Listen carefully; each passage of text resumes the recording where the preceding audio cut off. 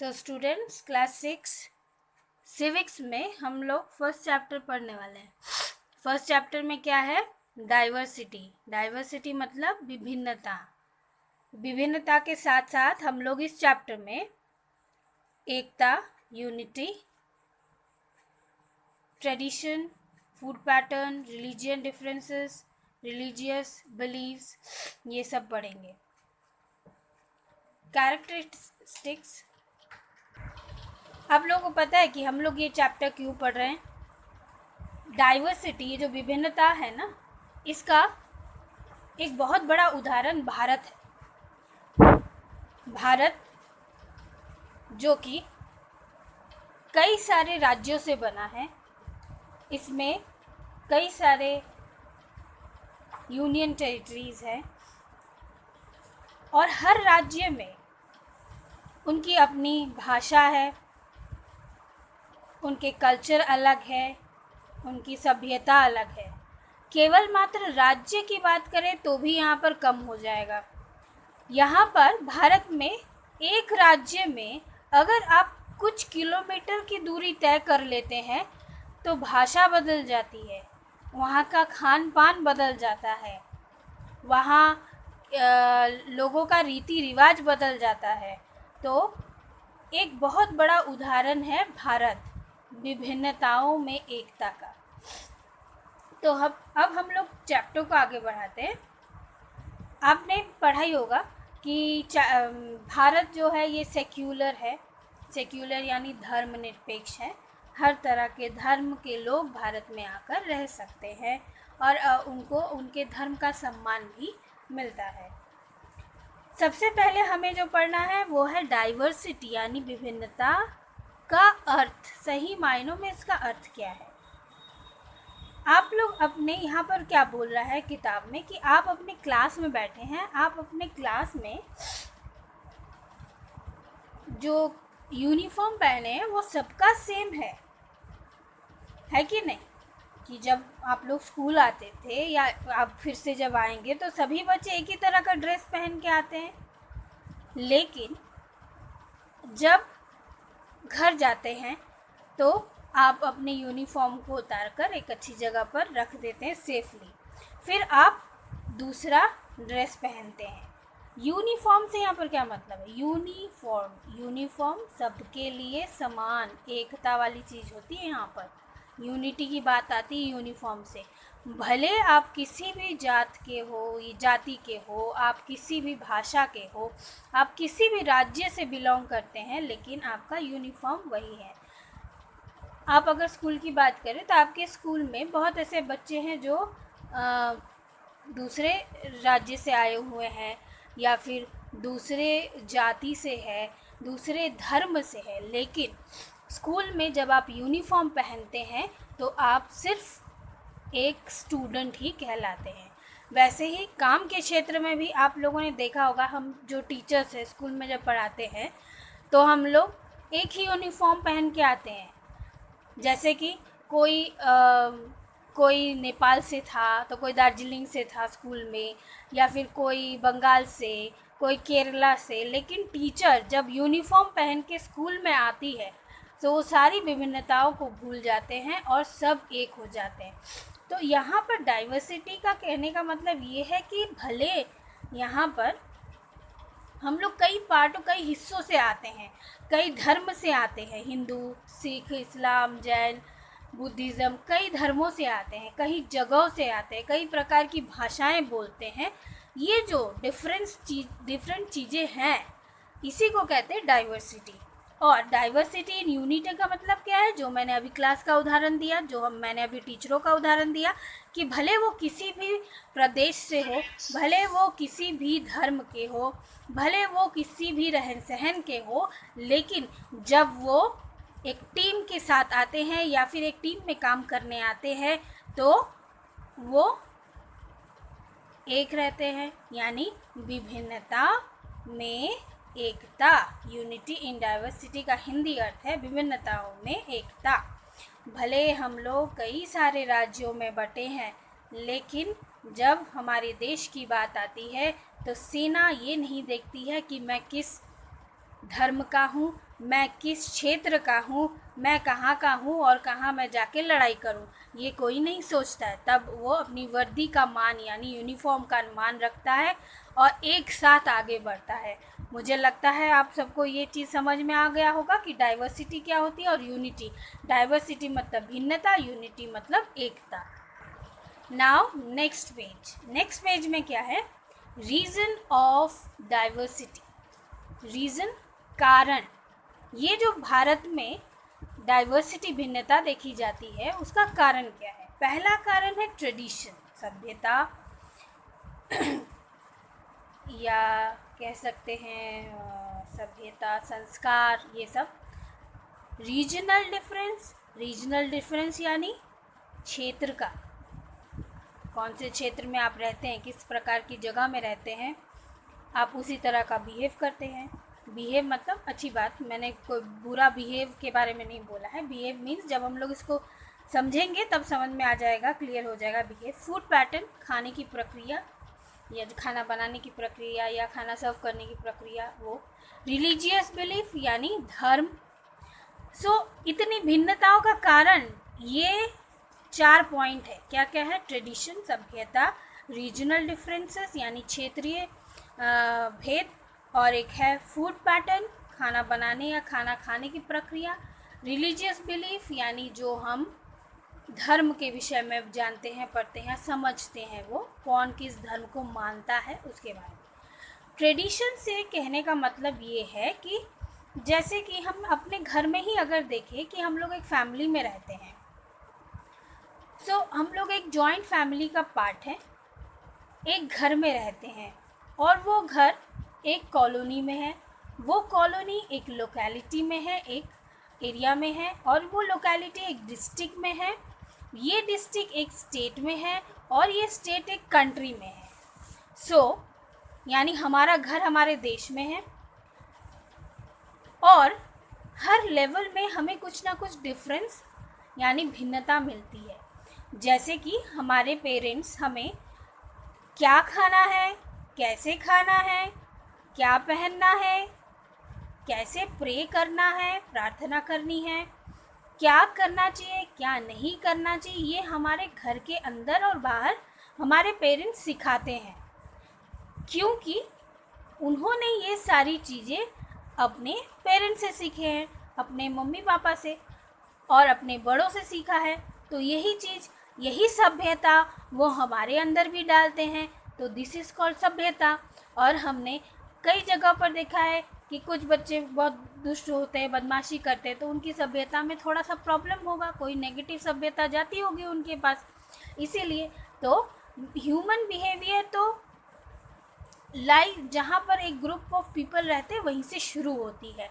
और ट्रेडिशन का मतलब है सभ्यता। आप अपने घर में क्या क्या तौर तरीके सीखते हैं, that is called tradition. Understood. Regional differences यानी क्या पहनते हैं, कैसे पहनते हैं,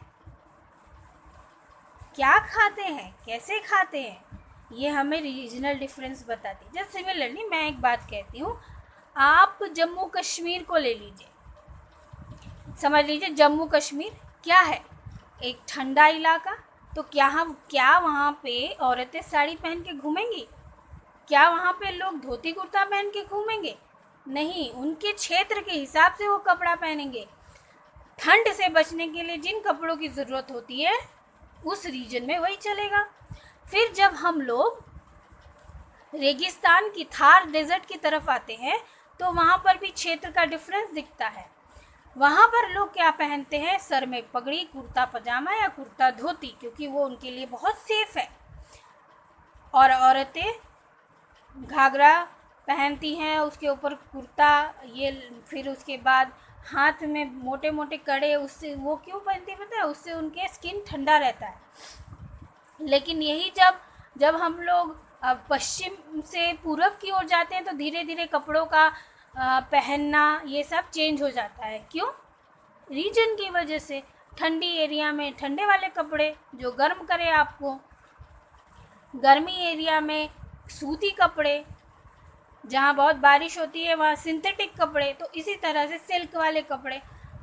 सो इसी तरह ये डिफरेंस हमें देखने को मिलता है क्षेत्र की वजह से। अब हम आते हैं फूड पैटर्न पे। देखिए, ज़्यादातर भारत में गेहूं और चावल उगते हैं, तो इसका प्रयोग भी होता है, लेकिन प्रयोग कहीं डिफरेंस होता है। आटे का प्रयोग मैं बताऊं, आटे को जो पंजाब के लोग होते हैं वो सिर्फ रोटी बना के उसका सेवन करते हैं। उत्तर प्रदेश बिहार के लोग, वो लोग आप जानते हैं घाटी बनाते हैं, और क्या बनाते हैं, बाटी चोखा ये सब खाते हैं। यानी आटे को देखिए कितने फॉर्म में इन लोगों ने यूज़ किया।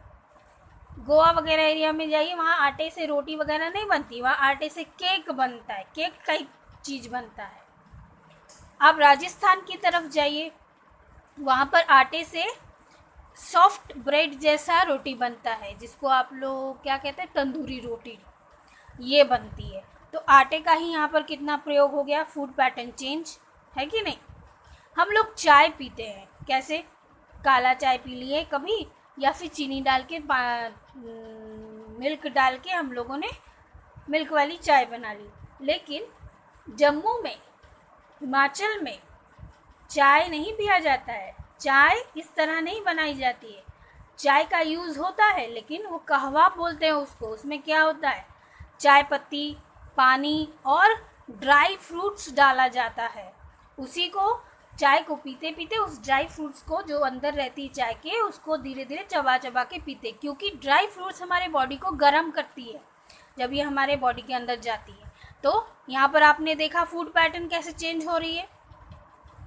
राइस की बात करें तो कोई चावल फ्राइड राइस खाता है, कोई स्टीम राइस खाता है, कोई उसके पीठा बनाकर खाता है, कोई इडली बनाता है, कोई डोसा बनाता है, कोई ढोकला बनाता है।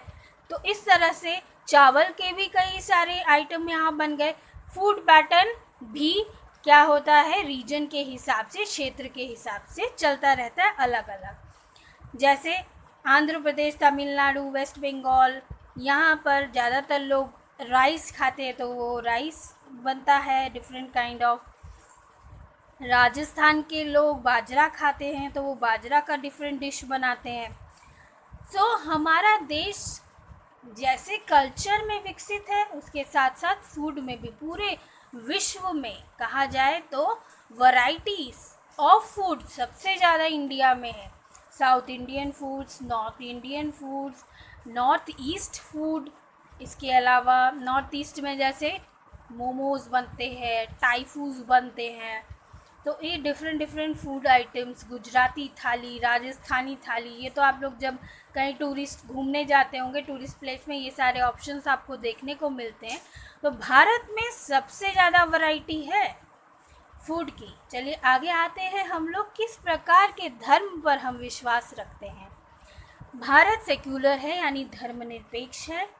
यहाँ पर हिंदू, मुस्लिम, सिख, ईसाई, जैन, बुद्धिस्ट सब प्रकार के लोग रहते हैं, और हर तरह की मंदिरें, मस्जिदें, गुरुद्वारे, मोनेस्ट्रीज सब बनी हैं। लोग जाते हैं, पूजा करते हैं। कोई किसी के धर्म को छोटा या बड़ा नहीं मानता, या फिर कोई किसी के धर्म पर कोई इंटरफेयर नहीं करता है। ये तो आपने देखा है। ये क्या है, गोल्डन टेम्पल है जो अमृतसर में है। ये बहुत बड़ा गुरुद्वारा है बाबा जी का, जो कि यहाँ पर सिख लोग आते हैं पूजा करने। डाइवर्सिटी के चरित्र क्या होते हैं। डाइवर्सिटी का चरित्र एक है लैंग्वेज यानी भाषा, दूसरा है रिलीजियन यानी वही धर्म, तीसरा है फेस्टिवल यानी त्योहार। सो लैंग्वेज, भारत के मुख्यतः मूल रूप से 22 लैंग्वेज भारत के मुख्य लैंग्वेजेस हैं, भाषाएं हैं, जैसे पंजाबी, बंगाली, तमिल, तेलुगु, कन्नड़, मलयालम, हिंदी, मराठी। देखिए कितने सारे भाषा निकल गए। हर रीजन के लिए हर भाषा है। जैसे आप उत्तर प्रदेश में हो तो उत्तर प्रदेश में आपको हिंदी, उर्दू, भोजपुरी, अवधी, बरेली वाले लोग जो भाषा बोलते हैं वो, कानपुरी, कितनी तरह की भाषा आपको मिल जाती है सिर्फ उत्तर प्रदेश में। तो पूरे देश में जहाँ पर इतने सारे राज्य हैं तो कितने सारे लैंग्वेज बोले जाते होंगे और बोलियाँ कितनी ज़्यादा होती होंगी वहाँ पे। मूल रूप से उत्तर भारतीय लोग हिंदी को बहुत ज़्यादा प्रेफर करते हैं। हिंदी राजभाषा भी कहलाती है और हर क्षेत्र के, हर राज्य के अपने अपनी भाषाएं होती है। डायलेक्ट्स, ये डायलेक्ट्स क्या होती है? वही मैंने कहा बोली, हर जगह की अलग अलग बोली होती है। रिलीजन यानी धर्म, हम जिस धर्म पे विश्वास रखते हैं वो धर्म हमारा, और ऐसा नहीं कि बस हमारा धर्म ही बड़ा है, हर धर्म को हम उतना ही मान सम्मान देते हैं। जैसे हम लोगों ने, आप लोग तो जानते हैं, आप लोग कैसे पहचानेंगे कि कोई सिख है? सिख को कैसे पहचानते हैं हम लोग? सिख को हम लोग पहचानते हैं उनकी पगड़ियों से, है कि नहीं? हम लोग जैनी को कैसे पहचानते हैं? जैनी श्वेतांबर और दिगंबर होते हैं। श्वेतांबर यानी जो सफ़ेद वस्त्र धारण करते हैं। और क्रिश्चियंस लोगों को कैसे पहचानते हैं? फादर को तो बड़ी इजीली आप पहचान लोगे, और हम लोग ये भी फॉलो करते हैं कि किसने अपने गले में क्रॉस लगाया है, तो उससे हमें पता चल जाता है कि ये क्रिश्चियन है। जो इस्लाम धर्म के लोग होते हैं उन्हें हम कैसे पहचानते हैं? आपको पता है वो लोग टोपी पहनते हैं, कुर्ता पजामा पहनते हैं, दाढ़ी रखते हैं, इससे हमें पता चलता है कि ये इस्लाम धर्म के लोग हैं। अच्छा, अब आगे बढ़ते हैं फेस्टिवल। फेस्टिवल की तो बात ना करें, 12 महीने में 13 पर्व चलता है भारत में। कैसे, क्या क्या है? शुरुआत से शुरू कर, संक्रांति से लेकर के, वसंत पंचमी से लेकर के, बैसाखी से लेकर के, पता नहीं क्या क्या हम लोग पूजा पाठ करते हैं और क्या क्या हम लोग फेस्टिवल मनाते हैं। जैसे हिंदू धर्म के लोग बहुत सारे त्योहारों को मनाते हैं, जैसे दशहरा मुख्यतः है उसमें, जो कि अभी आने वाला है अगले ही महीने। दिवाली, होली, और मुस्लिम ईद मनाते हैं, क्रिश्चियन ईस्टर और क्रिसमस डे मनाते हैं, जैनी महावीर जयंती मनाते हैं, बुद्धिस्ट लोग बुद्ध पूर्णिमा मनाते हैं, सिख गुरुपुर्व मनाते हैं यानी गुरु नानक जी का जन्मदिन। रीजनल फेस्टिवल बहुत है, जैसे कि बिहू, ओणम, पोंगल, बैसाखी, इस तरह के बहुत सारे हमारे रीजनल यानी क्षेत्रीय त्यौहार हैं। भारत के नेशनल फेस्टिवल्स क्या क्या हैं? रिपब्लिक डे, इंडिपेंडेंस डे, ये हम लोग का नेशनल फेस्टिवल है। इस पेज को देखिए, इसमें डांस एंड म्यूज़िक के बारे में बताया गया है। इतना डांस फॉर्म, इतना म्यूज़िक कहीं नहीं है, सिर्फ भारत में है। ये देखिए, इन्होंने ड्रेस पहना है, ये कुचिपुड़ी डांस करती हैं, ये भरतनाट्यम, ये मणिपुरी। सो हमारे देश में सिर्फ ये 3 नहीं, बहुत सारे डांस फॉर्म्स हैं, जैसे कथक, कथकली, कुचिपुड़ी, मणिपुरी डांस, बिहू, लावनी जो महाराष्ट्र में होता है, गरबा गुजरात में, भांगड़ा पंजाब में, घूमर राजस्थान में, Odissi, Odissi it is a classical form of dance जो ओडिशा में होता है। कई प्रकार के नृत्य कला हमारे देश में है, और कुछ इसमें लोक नृत्य होता है, कुछ लोक संगीत होता है, और कुछ यहाँ पर ये रीजन पे बेस्ड होता है। तो ये कब हम लोग फोक डांस, फोक म्यूज़िक बजाते हैं या देखते हैं या इसका सम्मेलन करते हैं? जैसे किसी की शादी हुई, कि कोई सेरेमनी हुआ, या फिर चाइल्ड बर्थ यानी कोई बच्चे ने जन्म लिया, इस खुशी में, तो मोस्टली हम लोग खुशी में ही नाच गाना करते हैं।